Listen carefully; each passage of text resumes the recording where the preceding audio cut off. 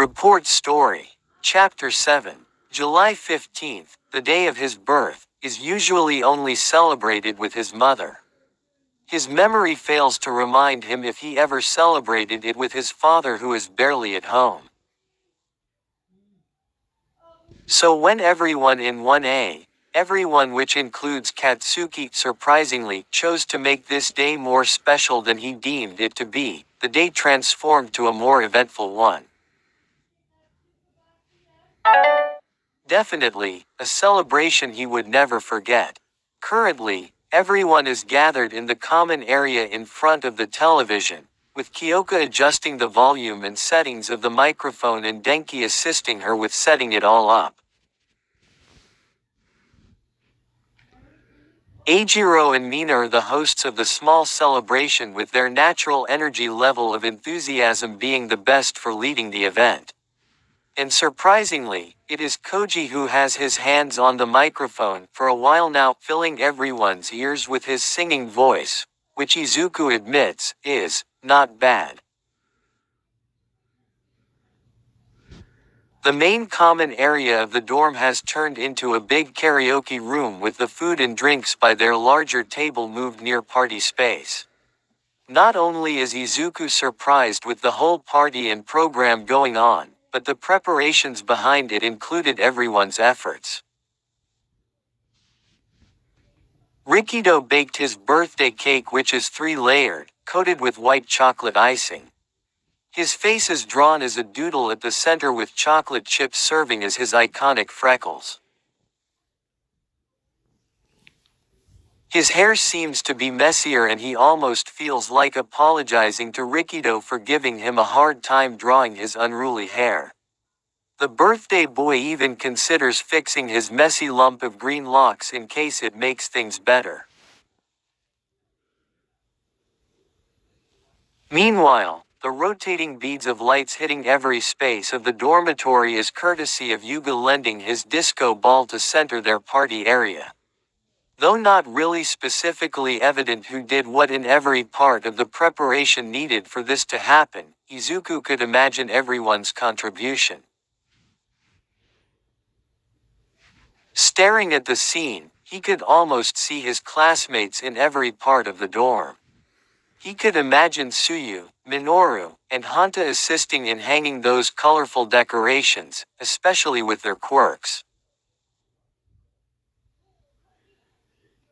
Maybe Toru and Momo led the designing, judging by their taste and creativity. Chuckling, he could also imagine Mezu, Mashirao, and Ochako rearranging the whole common area to make space for their small celebration, again with the perfect quirk combination. As for Katsuki and Shoto, their earlier act just caught Izuku's throat and pulse. Quite impressive, he nods, but definitely dangerous, he nods again. Well, you backing down, half and half. Kei-ka-chan. Shoto sighs, the cold air escaping his lips, not really showing any signs of responding to the blonde though. Or are you still scared? This time, he speaks though, would it make you stop if we have one last battle? Perhaps Katsuki pushed on the sensitive wounds. Todoroki. Izuku could not believe what is happening right before him. How did it just escalate to an incoming fight? And did Shoto just agree? He had expected his childhood friend's behavior, but this is not time and place to fight at all. He briefly remembers that brawl with Katsuki one night, but they had All Might to cover for them then. This time, this is just pure trouble they are both asking for.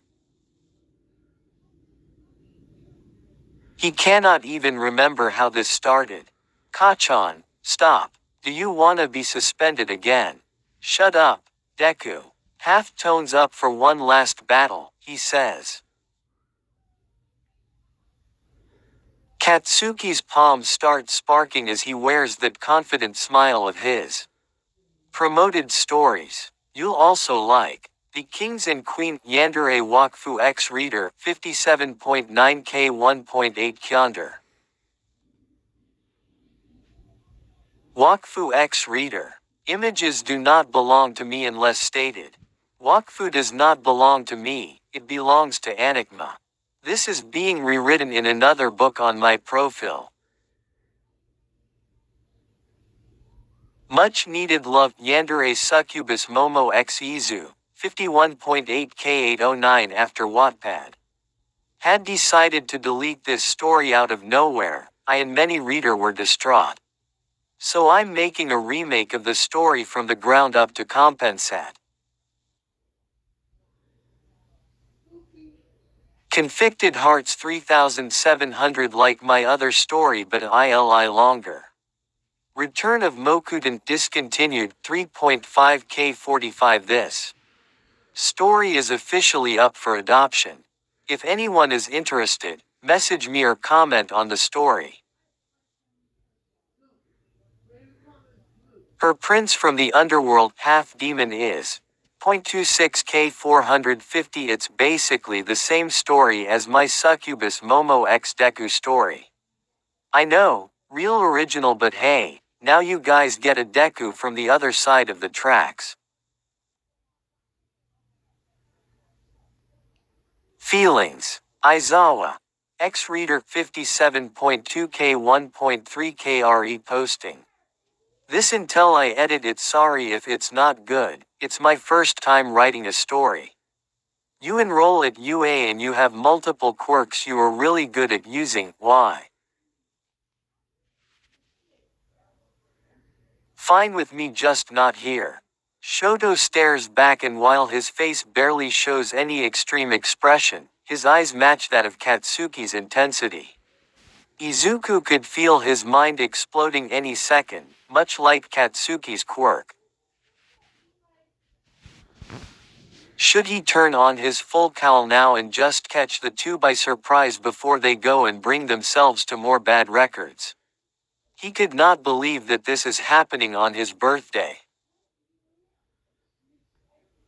Though he is not looking forward to a grand celebration, he is hoping it to be more peaceful than this. Oh, how he wishes a more normal day than something so chaotic. When Katsuki steps forward, the red marks of power and green lights of energy immediately embrace Izuku's figure as he is ready to lunge and just put a stop to all of this.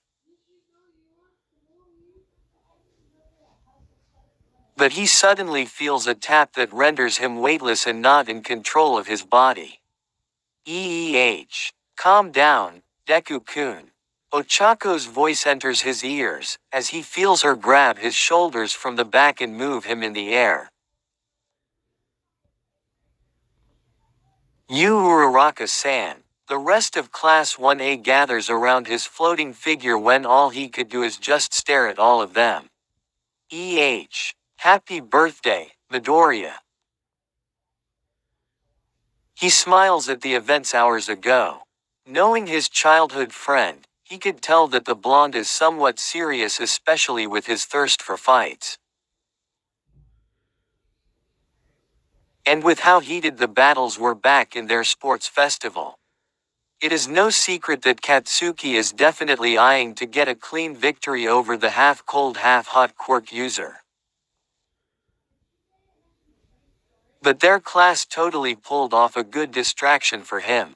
If one thing kind of disappoints him, maybe it is that he is not part of the preparations when it seemed fun. Of course, it would be weird though to have him work for a surprise crafted for himself. He chuckles at the thought. Izuku then notes that he really cannot let his guard down in any future exercises and battles if his classmates are able to deceive him like that. He sighs in relief. Good thing he is not too fast or he could have injured Katsuki and Shoto with his actions too. Or wait, should he be worried that he did not feel Ochako's presence at all and that meant that his actions are too slow for her or his senses are too dull to just not notice her? The boy smacks his cheeks with his palms. He really should try to relax even by a bit when everyone is currently having fun. This is their celebration for him, so the least he could do is just appreciate every bit of it, rather than let those thoughts get in him. Now smiling wider, he looks at the table for the refreshments. Other than the sweets, Izuku could also tell that the food committee is run by Tenya and Fumikage, because the class representative is proud to announce it. He remembers being amused after finding out that Dark Shadow apparently likes chopping and preparing the ingredients, so that is a good team up with Tenya who can handle the stove. All Might and even Izawa-sensei then drop by their dorm to join even just a few minutes of the party and just hand their gifts to the green-haired boy.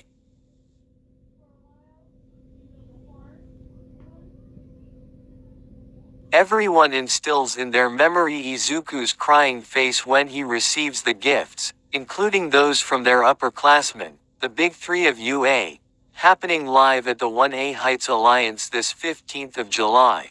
The birthday boy Izuku Midoriya, the hero Deku, is spotted in unmanly tears according to reports.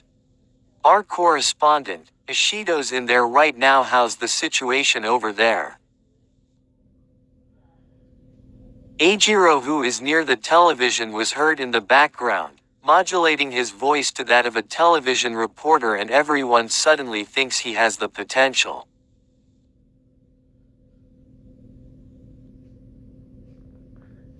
The pink-haired who is near the entrance of the dormitory, watching Izuku and the teachers, also gets on her act. Yes, Kiri. Midori-kun's currently making it rain here with all those tears that All Might Sensei and Aizawa Sensei are already starting to back away from him. We'll try to ask for Midori-kun's statement, but for now, back to you, Kiri. After the gifting ceremony, as Mina dubs, tear-stained Izuku is placed on the hot seat with everyone's eyes on him. They sat him in front and decided to mentally torture him even if they did not mean to. Here's the fun part. Let's get to know our birthday boy here, my man, Midoriya, through a Q&A game.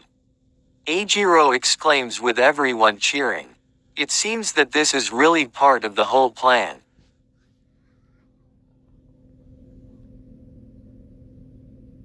Mentioned boy looks at him. What exactly are they planning? He thinks, not knowing the next events unfolding. Mina, who also has her own mic, then says, each one in class is given a chance to ask Midori-kun a question. Any question will do, but be sure to not repeat any. Remember, you only get one, okay? Okay. Izuku looks at the two, dumbfounded. Does he not have a say in this? Though he appreciates all this celebration for him, questions are meant to be answered, right? Does that mean he has to answer all kinds of questions? The anxiety makes his stomach take an unpleasant turn. He almost wants to apologize to Tenya, Fumikage, and Rikido. Eijiro notices this unmanly expression filling his face and gives him a comforting pat on the shoulder. Don't worry that much, man, you won't be answering everything, he says, which makes the poor boy blink. Toru, who looks like a floating set of garments with a blue cup and a pair of chopsticks inside it, approaches the three in front. Mina thanks their invisible classmate before raising the cup. Each time someone asks, Midoriya will be picking a stick, and if the bottom is, she shows the stick with a green tint at the bottom and continues, he has to answer it no matter what. Eijiro then adds, and if he gets red, he pauses until Mina shows the red-bottomed stick before continuing, a shame, but he can choose to not answer it. And if everyone in class just wants to get to know him more and for him to show all of his true colors, they do get what they want literally by getting his skin to turn pale as death and as vibrant as a tomato with all the questions thrown at him. There are generic and harmless questions, which Izuku appreciates greatly as it eases all his anxiety. Suyu asks him to share the very moment he wanted to be a hero, which is gladly answered by the All Might fanboy in him. Fumikage then asks him if he is ever interested in occult, creepypasta, and other darker themes and topic, which the birthday boy admitted with a yes. The look on his classmate's face when he says yes is priceless. Perhaps the darkness quirk user has found a buddy to at least talk about such things. Mashirao asks him what about Ua he likes the best, and he finds himself stating almost everything here.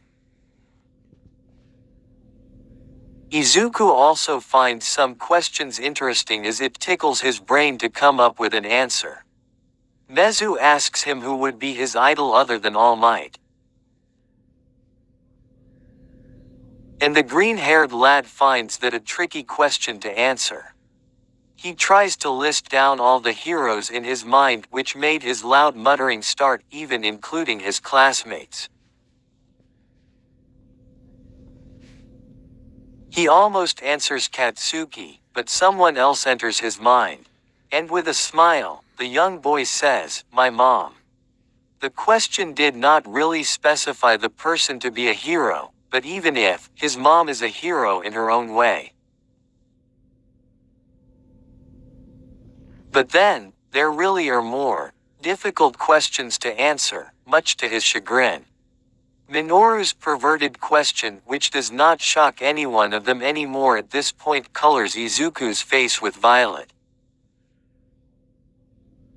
His skin could not choose whether to be red in embarrassment or be white in panic in the thought of really answering, but he is lucky that he managed to pick the red stick. Katsuki, with a face of victory, asks him to share his most embarrassing, he actually used the word, degrading, moment as a person, and Izuku got a green for this one.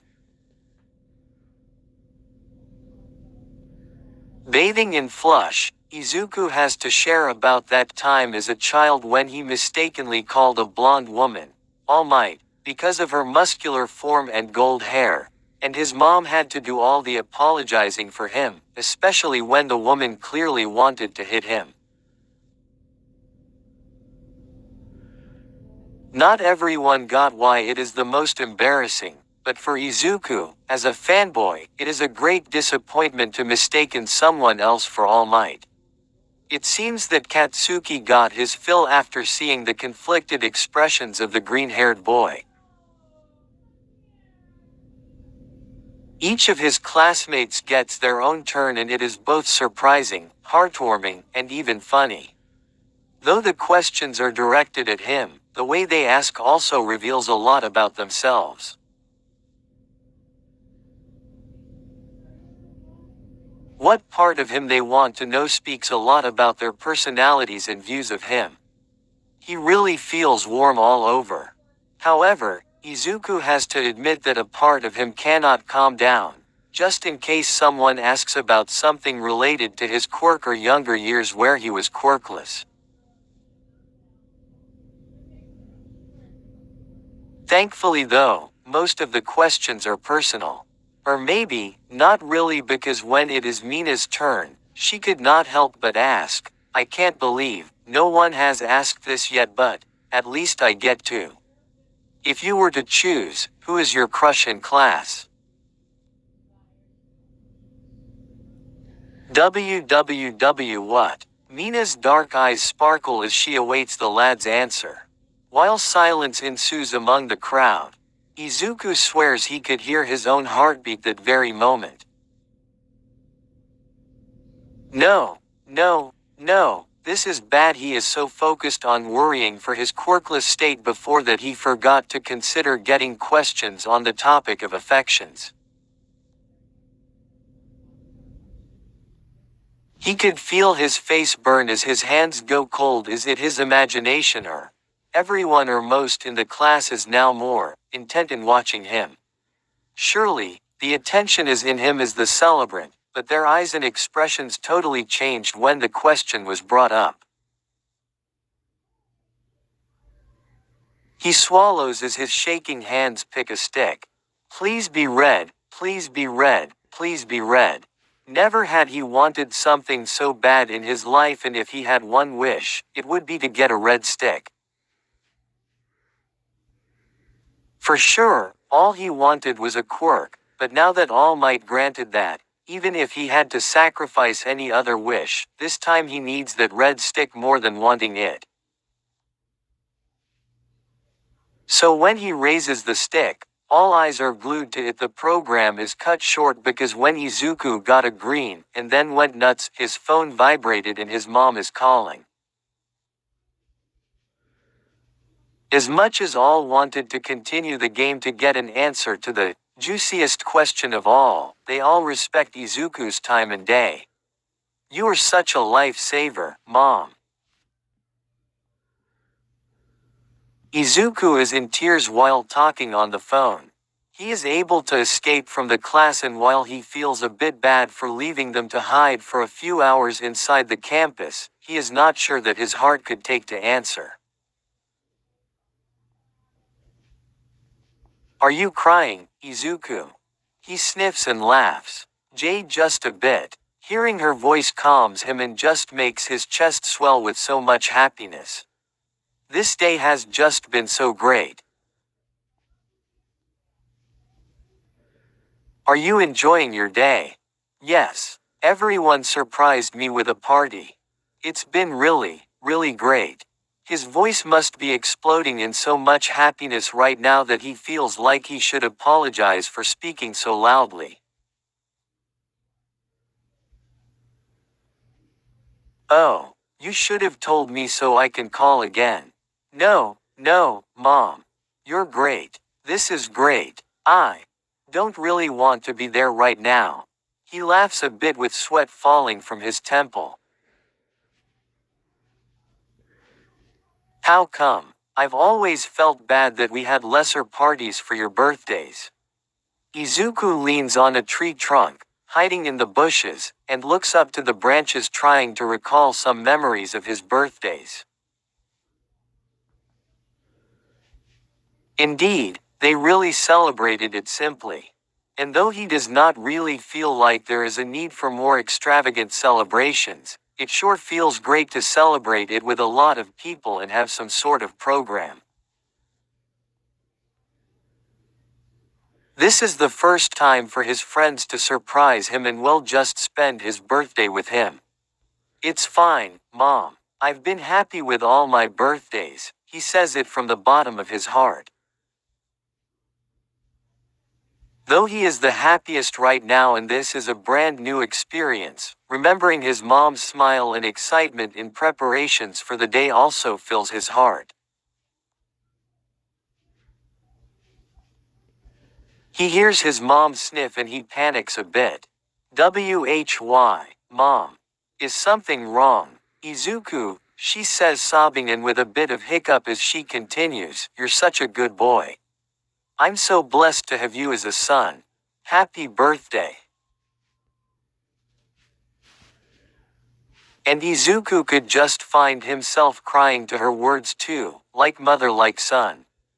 That was really sneaky, Deku-kun. Hee.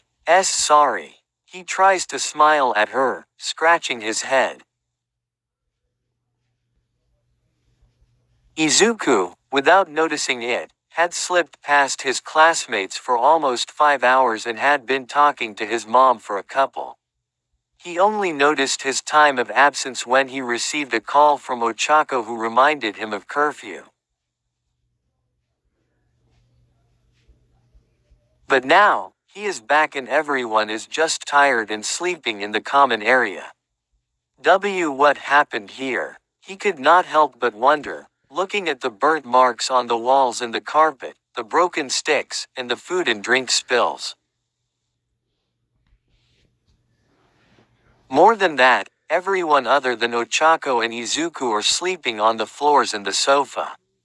Shish, you'll wake them, Deku-kun, she whispers with stress, as Izuku apologizes. It seems that while waiting for him, they all had a contest of their own, a crawling contest on who is the fastest. Ochako says she does not really understand how it started, but everyone just got into their competitive mode even if it about crawling. Is it all right for them to sleep here? He asks because even the very responsible Tenya is asleep on the chair. Though he is still on a perfect posture, that large sleeping bubble from his nose is a huge sign of his deep slumber.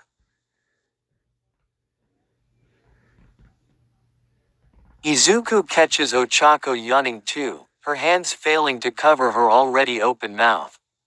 Uraraka-san. Ah. Sorry about that, Deku-kun. It's just that, everyone, she yawns again and continues, stayed up all night to prepare.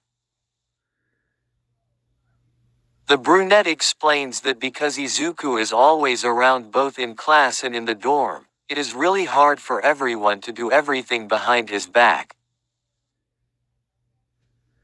The only time that he is really not with them is during his evening training, so most of the time that is the only time that everyone could smoothly prepare and talk. Izuku could feel some tears forming in his eyes, especially seeing everyone sleeping. He really has no audacity to wake them up. They had good timing though, since his evenings have been really too preoccupied with thoughts about his weird dreams lately.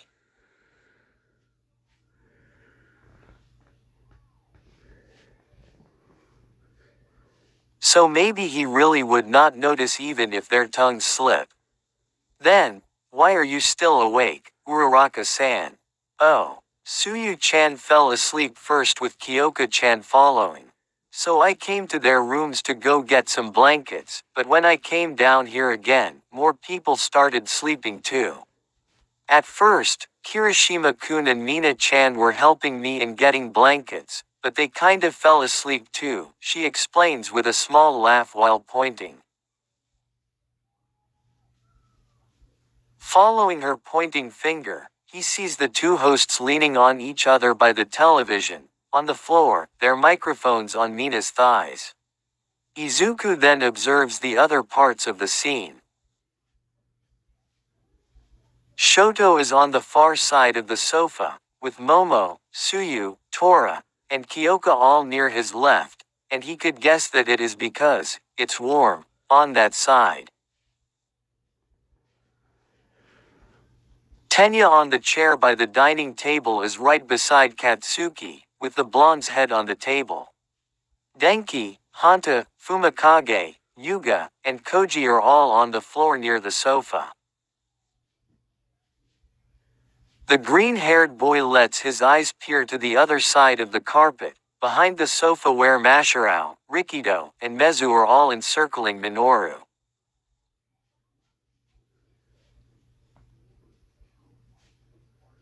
The great boy is sleeping too, but he has a disturbed expression on his face. What happened there? Ochako laughs a little again, then explains, well, Mineta-kun was planning to go sleep on the sofa too for the girls, and somehow his attempt ended with the boys joining forces to make sure he couldn't move. It's pretty sweet of them, really. Izuku shares the laughter too, but brings up his previous concern. You should really sleep too, Uraraka-san, he says, noticing the sleepy tears on her eyes and the frequent yawns escaping her lips. She has managed to provide all of them blankets anyway.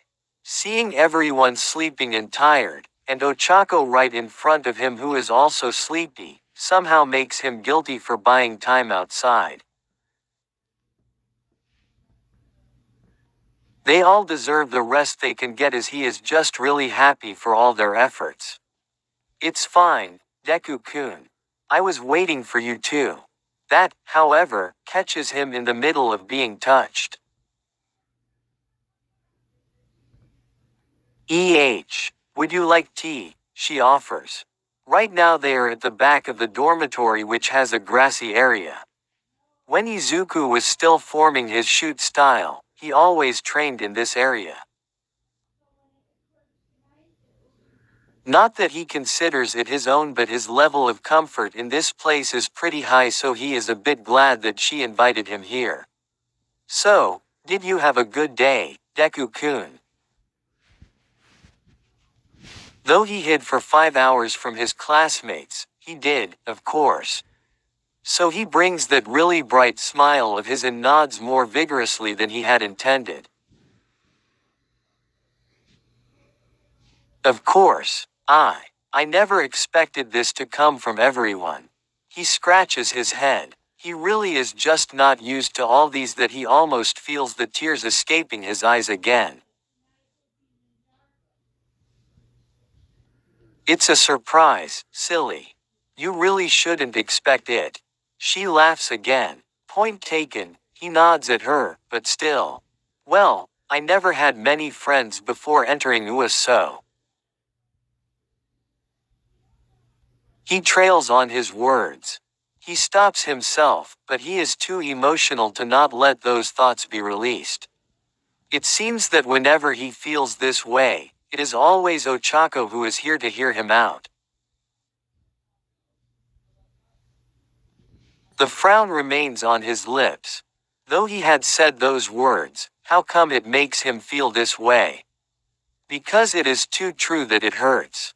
If it had not been because of All Might, he would not be here at all. He would not know that his dream of being a hero is possible. And other than that, he would not know that he could have so many friends in class, including his childhood friend whom he has a complex relationship with. Katsuki will always be Katsuki, but Izuku acknowledges the improvement in their friendly rivalry. He smiles. He is so blessed that he could just cry again if he is not that conscious.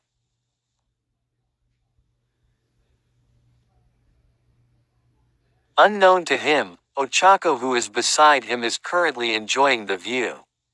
Seeing him just warmly smiling even if he has a brief sadness in him before. Though he did not continue what he was saying earlier, seeing that happiness that seeps from his features, she would not press him for more. She giggles instead, which makes him turn to her, confused. Say, Deku-kun, since you escaped, do you think I can ask you a question? It never reached my turn.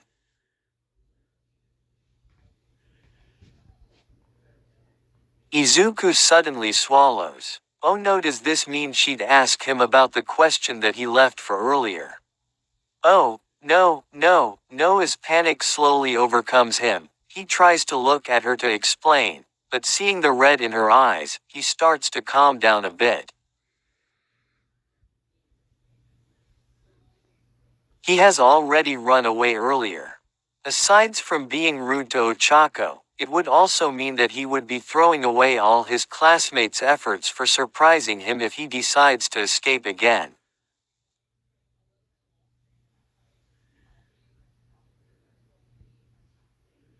So instead, he nods.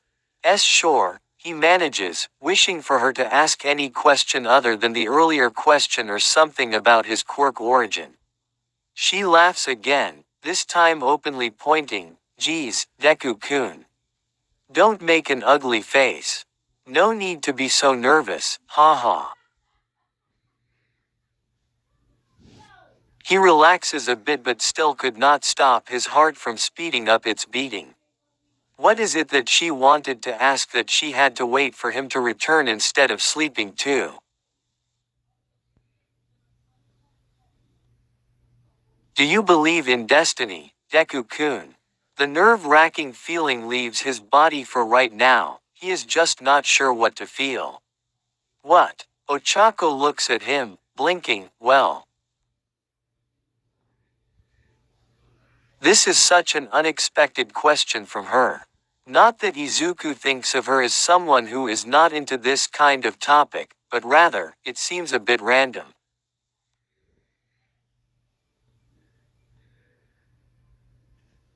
Nonetheless, he gives it a thought. Destiny, huh? He looks up at the night sky, his thumb and index finger taking its place on his chin. Destiny is the powerful force that dictates what will happen in the past, present, and future. It is that intangible force that cannot be bent by anything in any effort. To say that he does believe in it is like throwing away all the hard work of people. But to say that he does not believe in it is like saying that he does not believe that some things just happen naturally too. As Ochako listens to his muttering in his thinking position, she giggles again.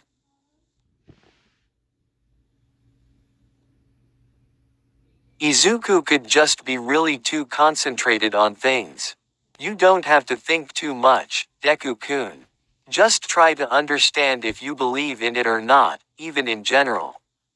Just wanted to hear your thoughts.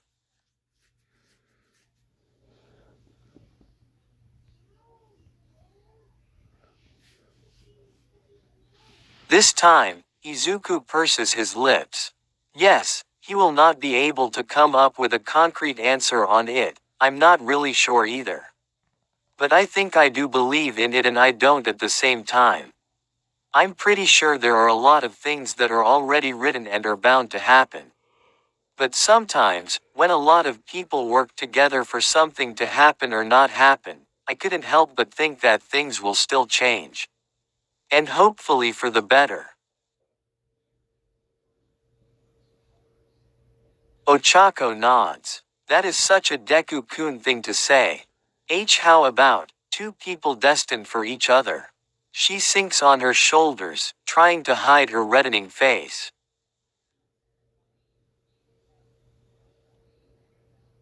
A while ago she is fine by leading the conversation to this side. She has practiced this in her head for many days already. But how come she is starting to get embarrassed now that they are at the main core of the conversation?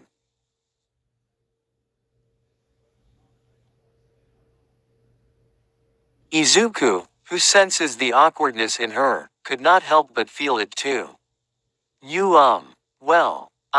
How is he supposed to answer? He may know a lot of things about the pro-heroes and even heroism in general, but things like this. He may be the wrong person to answer it if he thinks deeply about it, and maybe because she is right beside him, he could think of their meeting to be a bit touched by destiny.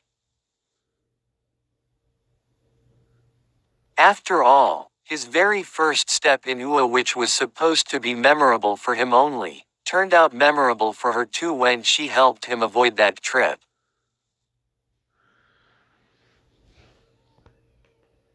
She had called it bad luck to fall on such a day. Yet hours later, she ends up saving him again from falling. He, in his turn, also saved her before that, and that was because he was watching her. Because of a simple act of kindness, he ended up following her with his eyes that day. Though he does think that it is just a coincidence that they ended up in the same venue for the exam. Putting it that way, he somehow realizes that maybe meeting her is fate playing, and that is enough to send the red shades in his face a tone deeper. He really has not thought of all those things until now. But he seems to be tied to Ochako in so many ways. The same class, the same teams for how many times already? In times of danger, they still find each other. You Uraraka-san, may I know why you're asking this? He already feels so warm that he is perspiring. He starts pulling his collar for a soft wind to cool his neck and chest. He starts remembering the dreams, the many worlds and situations that in the end, he and Ochako still end up meeting. Ochako tenses as he sees all kinds of expressions show up on her face.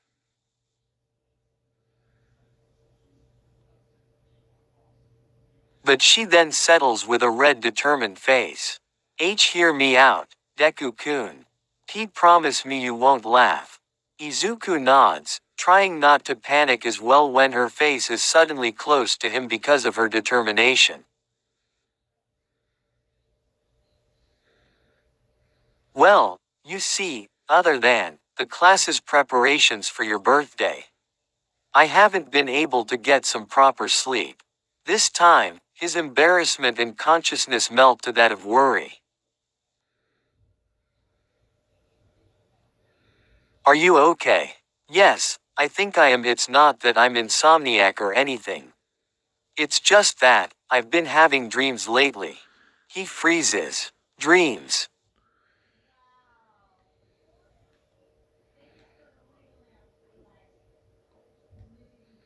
She nods. You see, Deku-kun, I've been reading a lot about dreams ever since this started.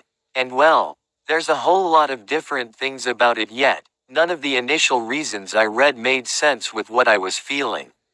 So I borrowed some books from Tokiyami-kun, and something caught my eye. She pauses a bit before continuing. It says there that dreams can be a glimpse of the separate worlds where destined souls meet.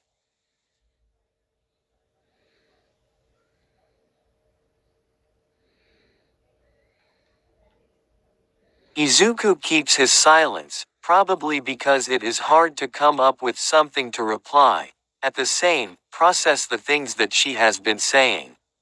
For about 6 days, consecutively, I've been dreaming of someone, in particular. And it's gotten out of hand. I think. Because, no matter where I am, or what world it is in the dream, he's always there. And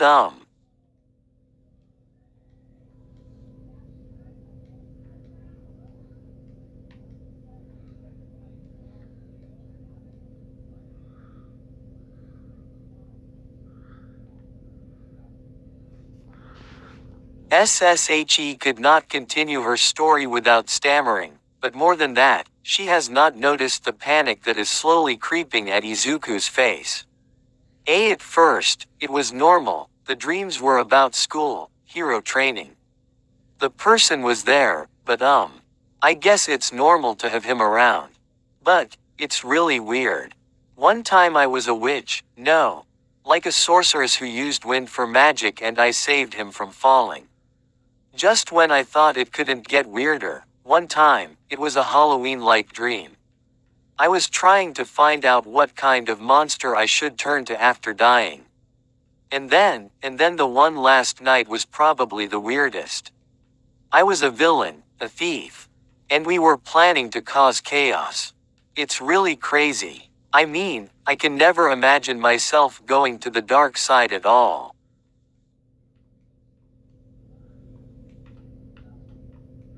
Her expression changes and her hands just move around while telling him all these. As Ochako gains confidence in her story, just focusing on opening up to him, Izuku's face is already glowing with redness that is oh so familiar to her.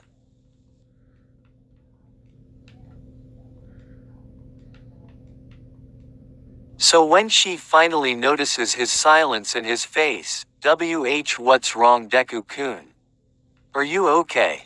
He clears his throat. Can he do this? Uraraka-san, if I may ask, in one of your dreams, did the person, who's always with you, use herbs to heal?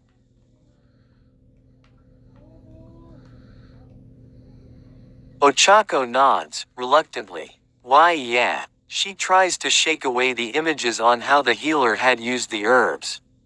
This is not really the time to be reminded of him using his lips to feed the unconscious her medicine.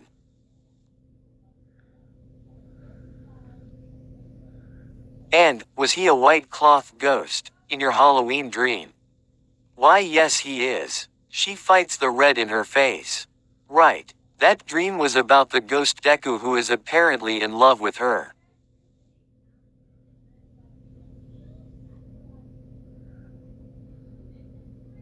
Her eyes go wide though. Wait, how did you know? And, is he an evil mastermind, when you were a thief? Yes. Quote dot dot dot quote dot. Quote dot dot dot quote dot. The two just look at each other as both of them sport the reddest faces their blood could pump up. Succumbing to the pounding of their hearts, Ochako places her trembling hands on her face while Izuku uses his arms to cover his own, as both of them let incoherent noises leave their mouths. Everything else flashbacks to both of them. Images of heated gazes, blushing, touching, hugging, and even kissing. No way. Izuku could not think straight.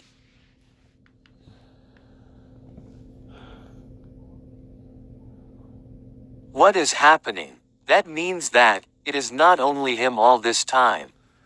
But how? Why? So many questions enter his mind.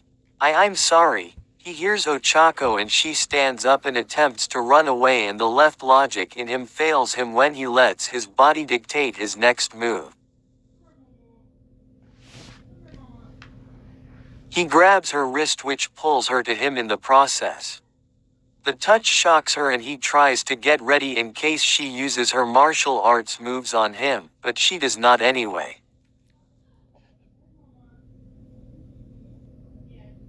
They stay in that awkward position, with Ochako's back facing him, her arms stretched towards him.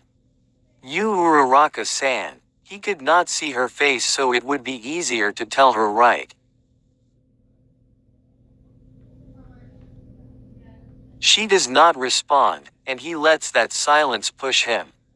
Slowly, he loosens his hold on her as his hand slides to her palms, his fingers brushing it first before the warmth of his palm touches hers. He swallows as he feels the quaking of his heart go stronger if possible, when she does not let go and instead, holds his hand back. He wonders if he might die of a heart attack soon with so much of this pounding this week. The clouds in the sky slowly make way for the moonlight to cast upon them, much like that night when she had accidentally smashed his face to the ground.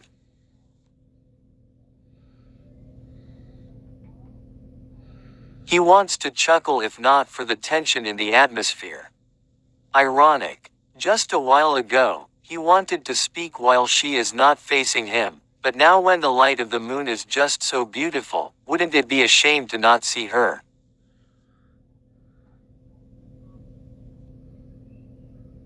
Uraraka-san, he says again, this time urging her to face him.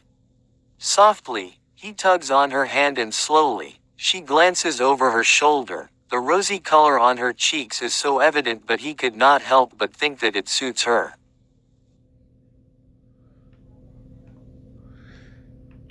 So much. Yes, she manages, glancing downwards, but trying her best to look back at him. The moon, it's beautiful, isn't it? This time, she glances upwards and nods. Why yeah. She lets the word roll off her lips as she turns and makes their hand-holding less awkward in the new position. The two just stare at that big round moon staring at them, their fingers clasping, their thumbs brushing. As Ochako realizes what Izuku meant, she quickly looks to her left to see him, just looking up, but the blush on his face is also emphasized by the yellow light.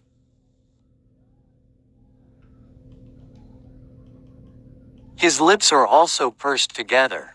Her wide eyes slowly soften at the view and she shifts her attention back to the moon. She has always been fond of the starry sky, at the countless number of twinkles like glitters. But right now, indeed, the moon is beautiful, isn't it? She remembers it in class.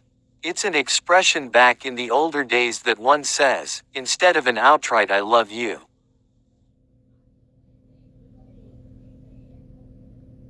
She opens her mouth to speak, but his voice enters her ears, earlier than her attempt. I like you, Uraraka-san.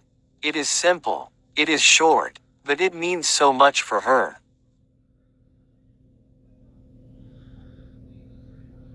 Ochako squeezes his hand tighter. I like you too, Deku-kun, for a while now. Izuku squeezes back as if responding to the gesture, both of them still not looking at one another.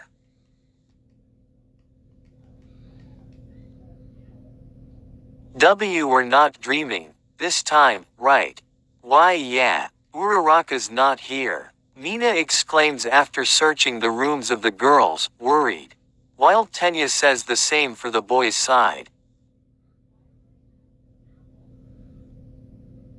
Everyone woke up to Akatsuki screaming out of frustration that they all wasted their time the day before, swearing to kill Izuku when he sees him. And when they all got the yawns out of their systems, they proceeded on their search. They all know that Izuku had escaped, but to see that Ochako is nowhere too is not a good sign at all. They tried calling their phones, but both of them are not answering. But as the dormitory is just really small, when Shoto says that he found them, everyone just found themselves more relaxed in the morning. Well, at least everyone is awake.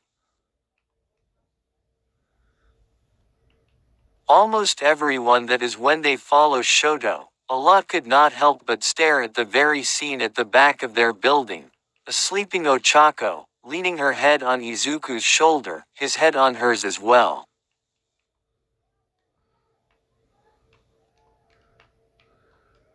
They are both leaning their backs on the wall, their hands on the floor. Izuku's coat is on Ochako's figure.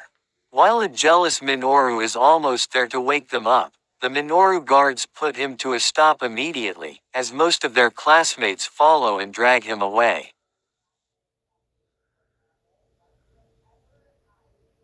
Fumikage stays staring, with Tsuyu stopping beside him. Is something wrong, Tokiyami-chan? My eyes may be deceiving me, but... The last stares at him and blinks, tilting her head.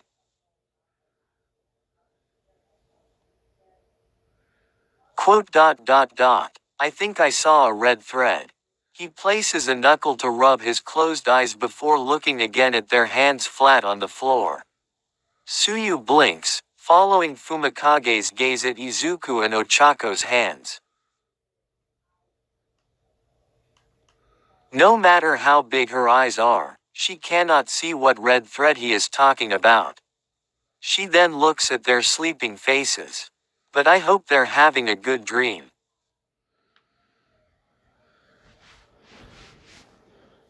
As the rest leaves, making sure to wake them in an hour, everyone in class just knows the answer to the question that Izuku did not answer yesterday.